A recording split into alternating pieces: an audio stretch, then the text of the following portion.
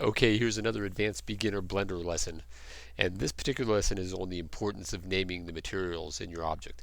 And I cannot emphasize enough how important this is in the model building process. Not only just for the model building, but if for those of you who are going to use your models inside a game development environment as well, this really pays off. So let me show you just the basics.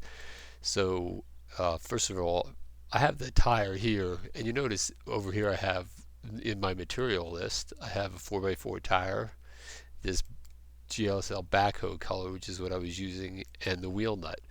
And it's not only important because then as I build the objects, I can then go grab, if I go into edit mode, then I can get what part of the object that I want at any given time to edit it, but I can also get it for changing the model. So let's just press A, get rid of that, and I'll just come over here with the wheel nut selected, and I'll just press that, and then suddenly I have those 6 nuts here ready to go. So then I can model with them, and it makes it really simple. And not only can I model with them, but maybe I want a copy of them for maybe another wheel somewhere else. So then I could just press, say, Shift D and click, and then press P and separate by selection. And then when I leave this model, then I click there, and suddenly I have a separate model of those nuts just by themselves. So then I can use those somewhere else. So it's really, really important to name everything as you go, as you build it, especially when you start getting a more intricate model that has a lot of portions of the mess that might get close to each other. Then it's really hard to pick things out. Like, let me see if I can get this guy. Let's see what's part of this one here. Yeah, okay. So in this case, I have the front pistons.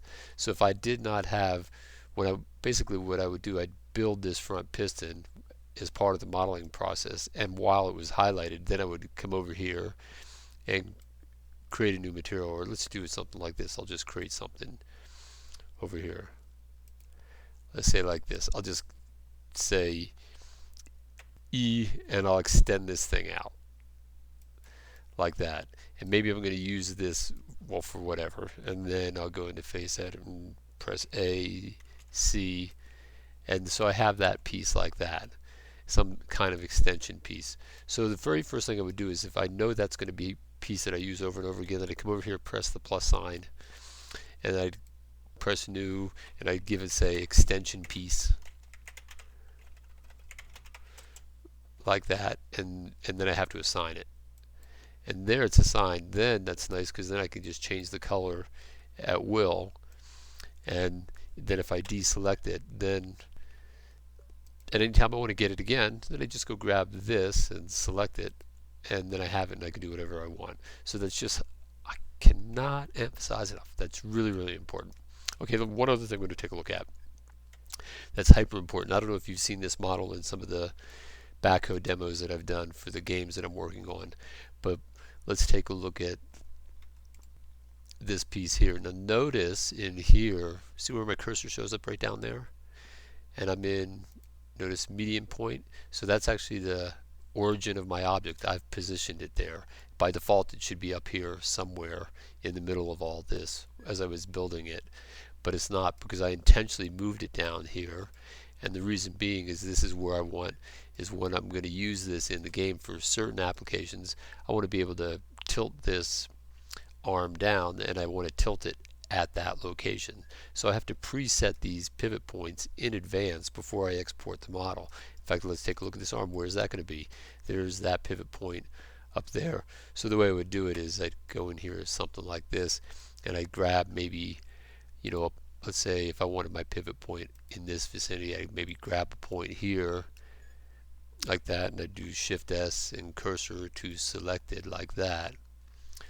And then when I left edit mode, then it would come down here and go object, transform, origin to the 3D cursor.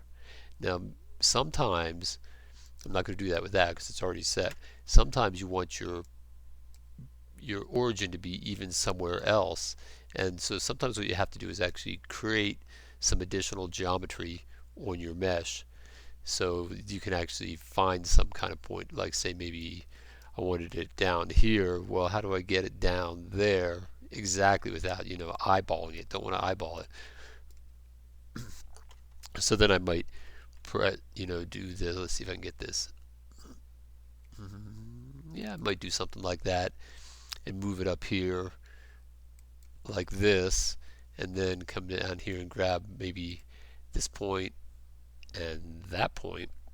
So then I have 2 points, and I'm going to do Shift S cursor to select it. Then it shows up in between those 2 points, even though I didn't need that geometry. But once I move the cursor there, then I could get rid of that new geometry anyway. All right, so those tricks are useful all the time. I mean, these are just fundamental basic tools that I use all the time. But when I first started working in Blender for the first couple of years, maybe, I wasn't really using that. And then as time came along, it's like, oh, okay, I get it now. So, all right, well, I hope that helps you in your projects, and I'll see you in the next lesson.